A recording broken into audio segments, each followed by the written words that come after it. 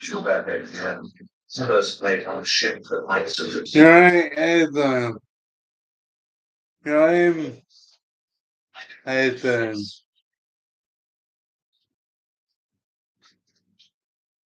Yeah, also I'm a nurse. I'm a nurse. We're lucky or not, I'm a nurse. Yeah, I'm Ethan. Ethan, you alright? Yeah, go this. If you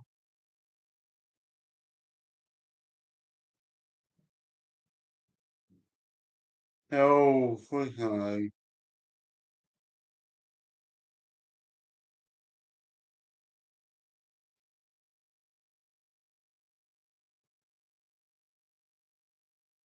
yeah, so I'm a nurse. I look someone, I know I'm a nurse. I know I am. I'm a nurse.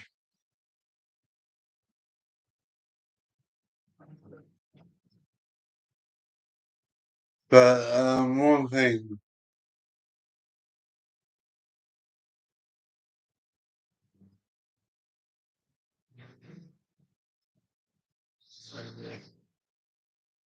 one thing.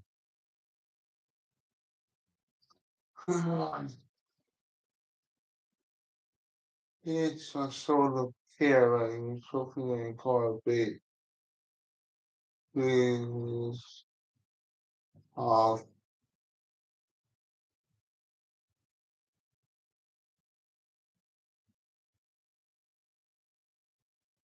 good, you know what?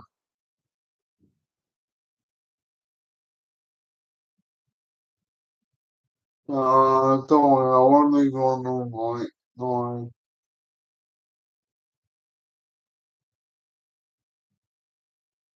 I don't know, I won't. I am. I love you, I love you. I love you.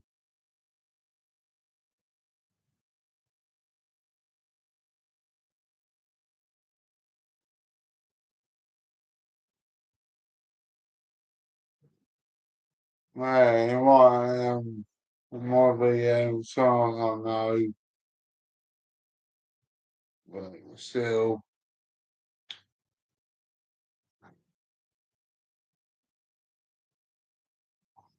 being, I don't know. I hate this fucking Canada. Look at me. Look at me. Little shoulder here and then March. I go from the place to where was the bone.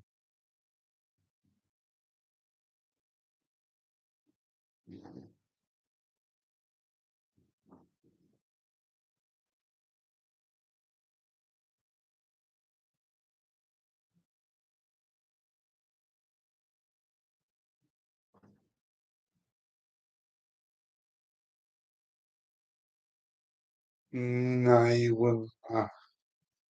No, I already know. And there's a prank cake. Like a bad OD. It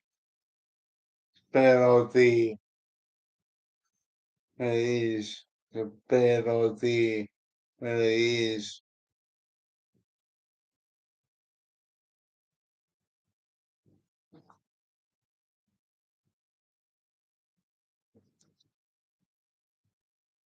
One Sophie's mate, sugar. Oh, one Sophie gay, sugar. Still finger, yeah.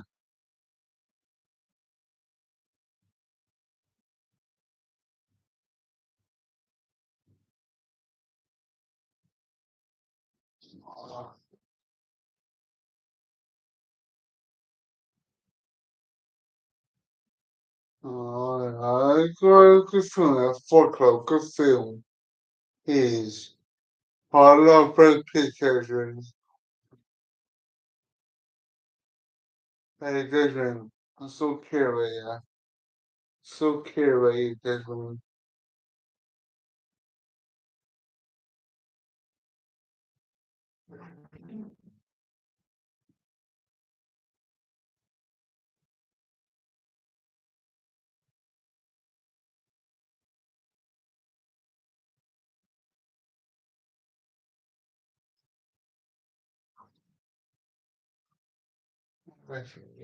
Oh, boy.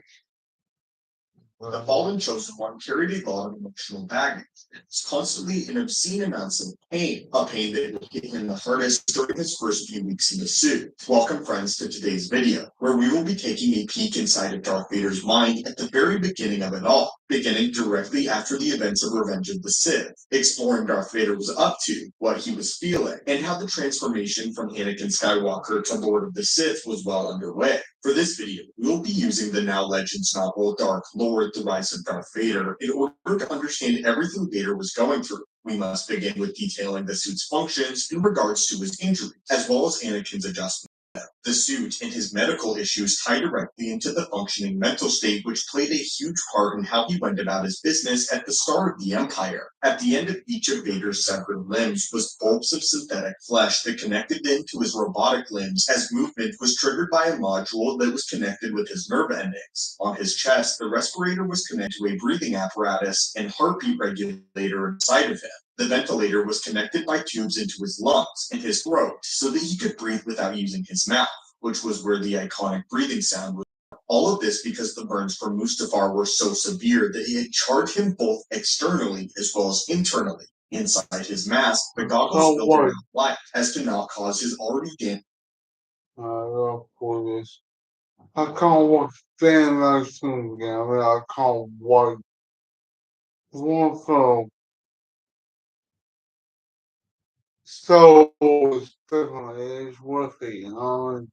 Retinas any further harm. Furthermore, Vader's eardrums had been melted beyond repair, so to compensate, the helmet was equipped with implants that went into his inner ear, where sound waves had to be directly transmitted into Vader's brain. Wearing the suit was an extremely unpleasant experience due to his failure on Mustafar. Sidious punished him by using substandard and obsolete material when crafting Vader's suit. The results were horrific. The inside of the suit wasn't properly lined, which caused the cables and armor plating hooks to painfully catch and snag on his loose flesh and joints when he moved. His boots didn't properly fit his body and were cumbersome and heavy, so heavy that when he was first in the suit, he felt as if he were too rooted into the ground. Also, due to his raised heels, it was all he could do to make sure that he didn't topple over when he was walking.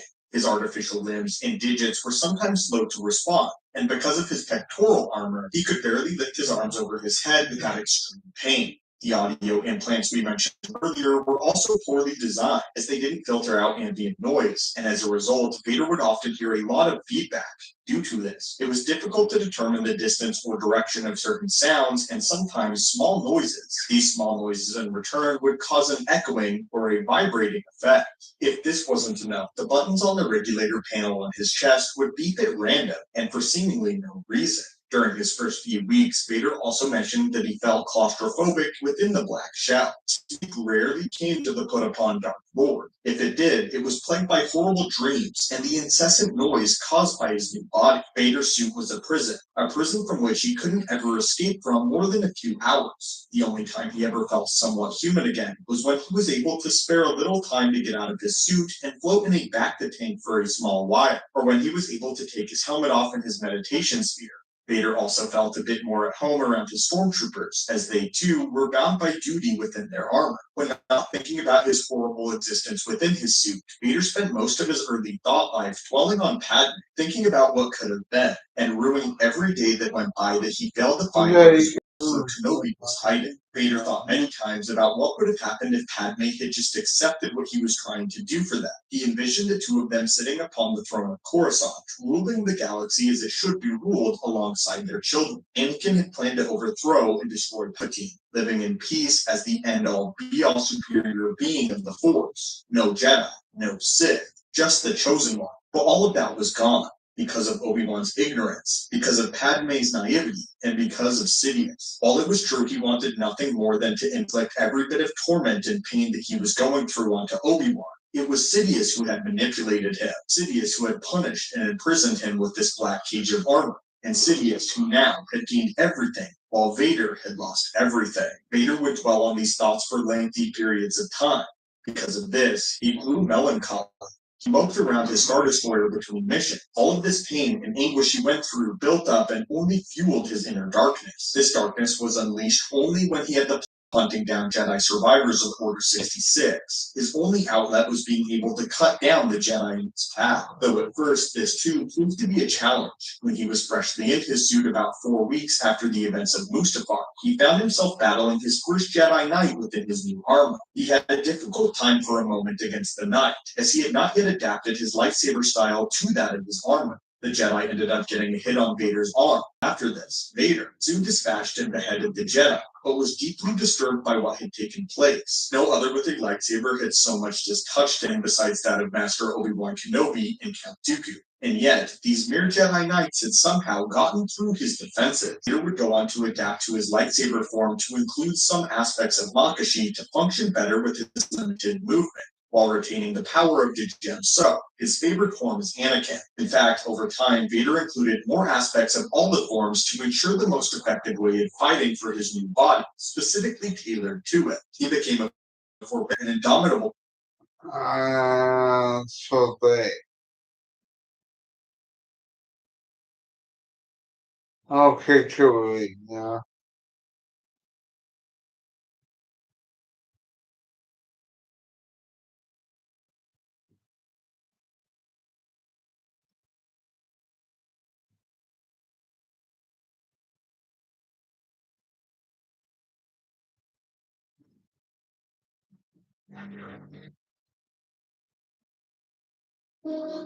That's why you won't bring me to your emperor now.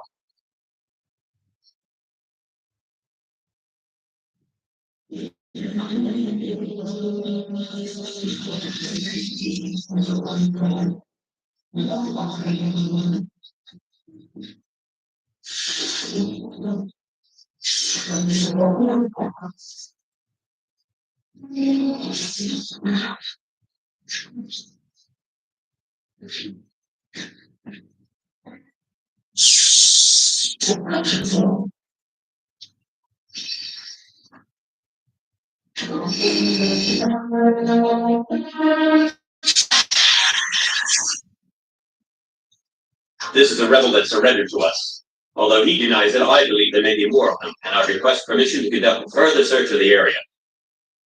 He was armed only with this. Good work, Commander. Leave us. Conduct your search and bring his companions to me. Yes, my lord. The Emperor has been expecting you. I know, Father. So, you have accepted the truth. I've accepted the truth that you were once Anakin Skywalker, my father. That name no longer has any meaning for me. It is the name of your true self you've only forgotten. I know there is good in you. I know, Father. Well, we know. So, you accepted the truth. I've accepted the truth that you were once Anakin Skywalker, my father. That name no longer has any meaning for me. It is the name of your true self. We know. I've accepted the truth that you were once Anakin Skywalker, my father. That name no longer has any meaning for me. It is the name of your true self you've only forgotten. I know there is good in you. Yep.